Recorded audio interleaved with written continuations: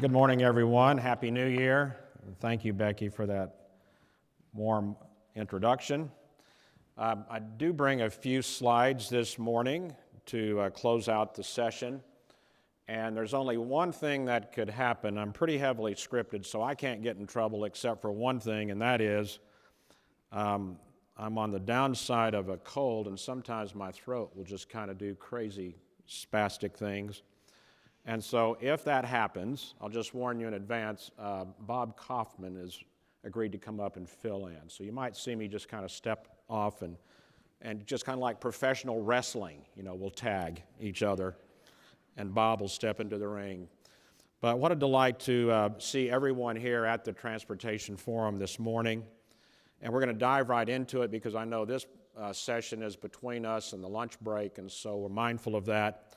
Ray Joyner's running the slides and I'm running the script, and so we're going to be very focused on not only getting through the presentation but doing it in a timely manner. I very much welcome Gerald's presentation on safety. As you know, that is something that we must, all of us, have as a priority. And he's talking about how we can have a safer work environment on our roadways. And in addition to that, as you heard Chairman Lewis describe, our commission, working with our staff, is looking at what we can do to have more safety for the motoring public. And it is a bit of a challenge because about 3,500 Texans will die every year on our roadways. That's equivalent to 10 747s. We just don't think that's acceptable, and so we'll be looking at some opportunities to incorporate more safety designs and working with DPS on behavior, driver behavior. And so stay tuned. We'll want to get your ideas too. And so as you're hearing best practices, would you let us hear from you about how you think we can have a safer infrastructure, and let Gerald hear your thoughts, or let me or some of our other team members know how we can have a safer system. But jumping right into our presentation this morning, we have a wonderful transportation network. There's no other system like Texas's. More than 195,000 lane miles of state-maintained roadways. If you put a replacement cost on our infrastructure at $10 million a mile, you can see we're close to $2 trillion of an asset. But 195,000 lane miles of state-maintained roads is enough to circle the earth 8 times. And that also means there's a lot of people moving up and down our system. 499 million miles are traveled on this vast system every day. Every day. Millions of our neighbors. And so this is enough miles traveled, which is going basically the distance between the sun and Saturn. So just a massive number of miles traveled on this expansive system. More than 53,000 bridges cross our state's waterways, highways, railways. There's not even a state that comes close as a second place to that number. And may I also say we're enjoying more and more of our bridges as works of art. This, the iconic Dallas skyline has added to it. The Margaret Hunt Hill Bridge, with its center arch rising 400 feet into the Dallas skyline. And this will soon be joined by a sister bridge, the Margaret McDermott Bridge over the Trinity River.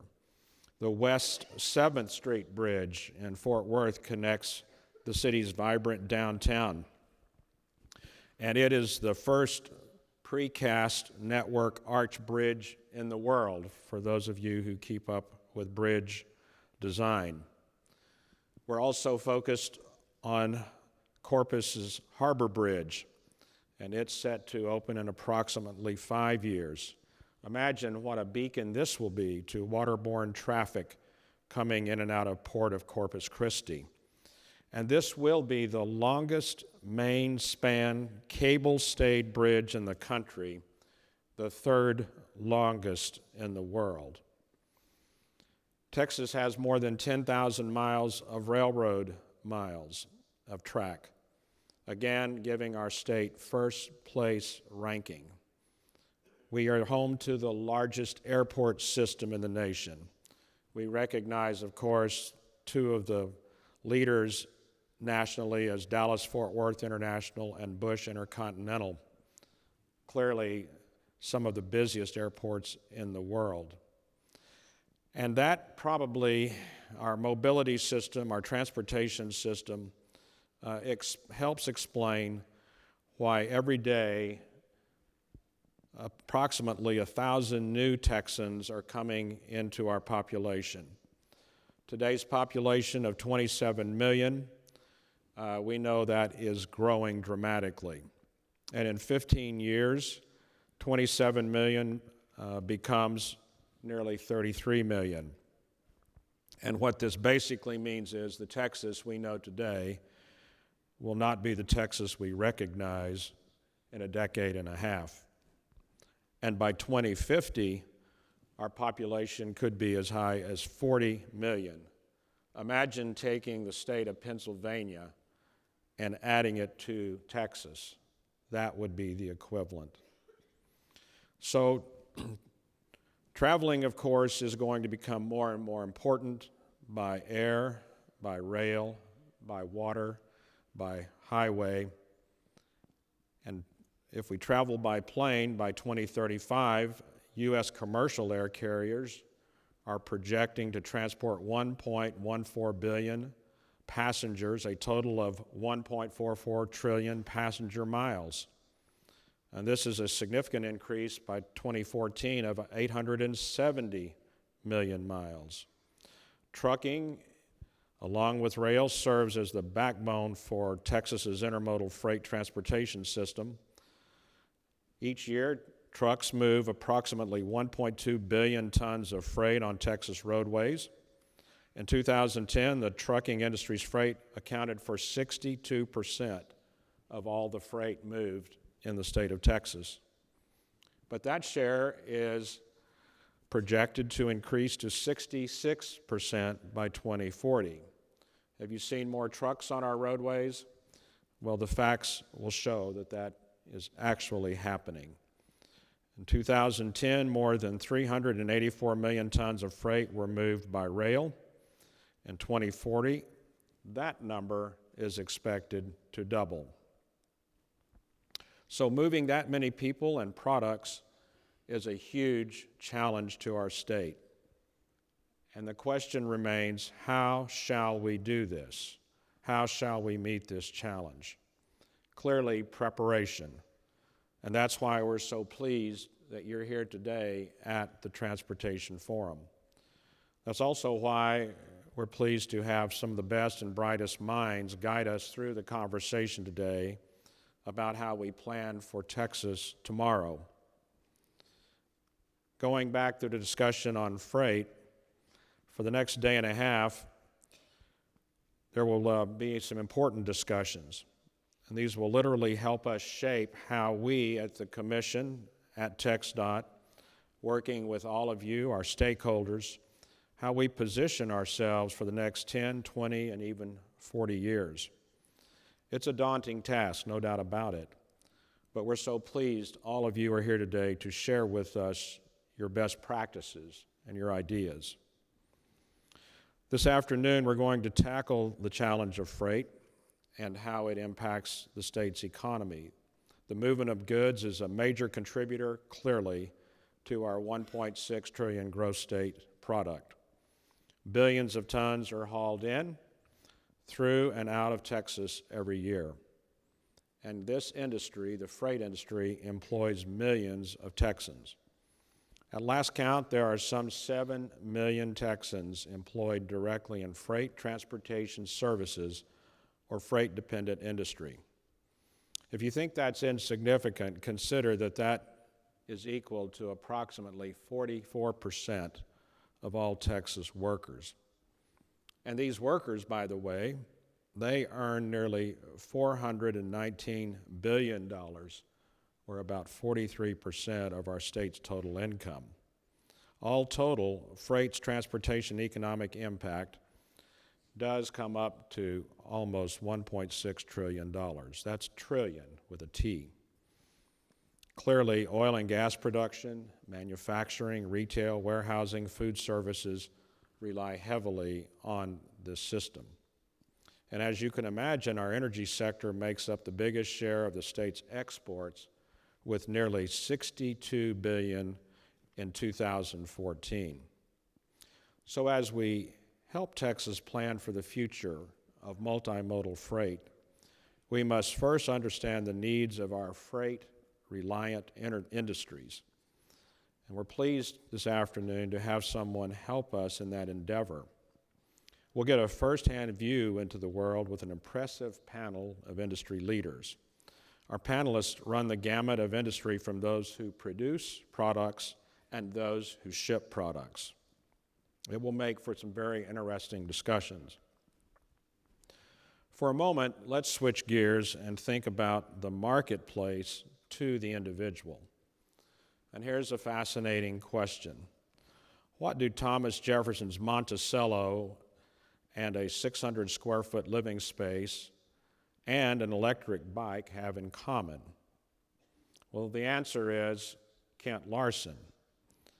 Kent Larson, remember this fellow. We probably will be seeing a lot more of him in the near future. Dr. Larson is a scientist, an architect, engineer. He's a professor at MIT's Media Lab. As Politico magazine calls him, the world leader in megatronics. And megatronics, defined, is the fusion of computers, engineering, and robotics to get more out of living space. So to get back to the original question, when Dr. Larson was a child, his family took him to the famed Jefferson homestead, Monticello. He was fascinated by the architecture and Jefferson's 7-hour clock, designed by Jefferson himself. Larson said that one feature that stuck with him in the 11,000 square foot monument was the memory of Jefferson's bed that you see here on the slide. It's interesting because the bed had been designed to fit into an alcove, as if between the frames of an open door. So if Jefferson chose to get out of bed on the right side, that would lead him to his office. If Jefferson chose the left side, that would lead to a personal living space. It was, as Larson has said, as if Jefferson designed the space to direct him in his activities for the day. And that observation has led Dr. Larson on a quest to redefine conventional living spaces. So this afternoon, Dr. Larson will be sharing his ideas on solving overcrowding. And he might just show us his vision for the electric city car and the persuasive electric vehicle that takes the concept of ride sharing to another level. So be sure and join Dr. Larson for this afternoon's general session. But these ideas are proof positive that transportation modes are changing and that technology is influencing the way we move people, the way we move products. And I know everyone in the room probably knows a millennial. I happen to be the parent of a couple of them. And here's some news for those of us who are baby boomers. Guess what? We've just been replaced, numerically speaking. According to the Census Bureau, millennials outnumber us, and that's going to have a definite implication on how we plan transportation. Let's remind ourselves, millennials are the, quote, connected crowd. And as for their favored mode of transportation, they tend to drive less and ride share more. And for them, transportation is literally an app away. From Uber to Zipcar to Skype to rideshare, young adults use technology to find new ways to travel or to avoid travel altogether. And this is really a fact, isn't it, that we must take into account as we plan for the future of Texas mobility. But millennials aren't the only ones changing the way we think of transportation. For some, the concept of an office has changed, with more people working remotely. According to US DOT, the fastest growing commuting mode is telecommuting. And it's even something that we're taking a look at TxDOT. Vehicle manufacturers are planning and designing connected, autonomous cars that communicate with each other and with the infrastructure. So technology will literally change the way that we look at travel in the future. Last year, we had a guest, Elon Musk. But remember, in 2013, Elon Musk made headlines when he unveiled his design of a Hyperloop. This is a futuristic high-speed transportation system that carries passengers inside pods that are inside tubes. And there are companies in this country running with this vision. Meet Hyperloop Technologies in downtown Los Angeles. Take a look at this clip.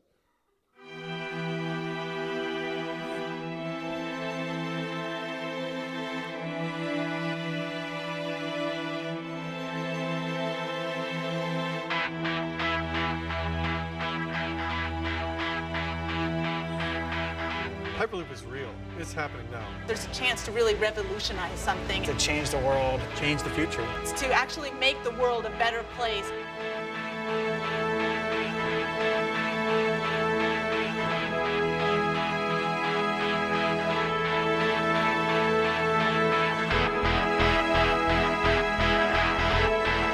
Hyperloop's a fifth mode of transport. We're building a full-length tube between any two destinations, and then we'll send things really, really fast through it. Hyperloop's going to allow people to travel from Los Angeles to San Francisco in 30 minutes. Our target pod speed is around 750 miles per hour.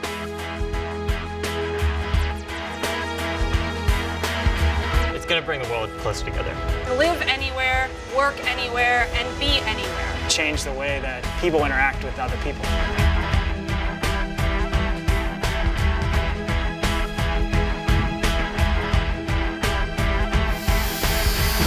Here at Hyperloop, we're all about speed. We build things faster than any other team does in the world. This is what engineers are designed to do, push the boundaries. When you get this many smart people together in a room, great things come out of it. And it's not in some large timeline. This is a reality. We're talking about having full-scale test loops. The reality is here in downtown Los Angeles. Hyperloop is here. Hyperloop is here. Hyperloop is here. Hyperloop is here.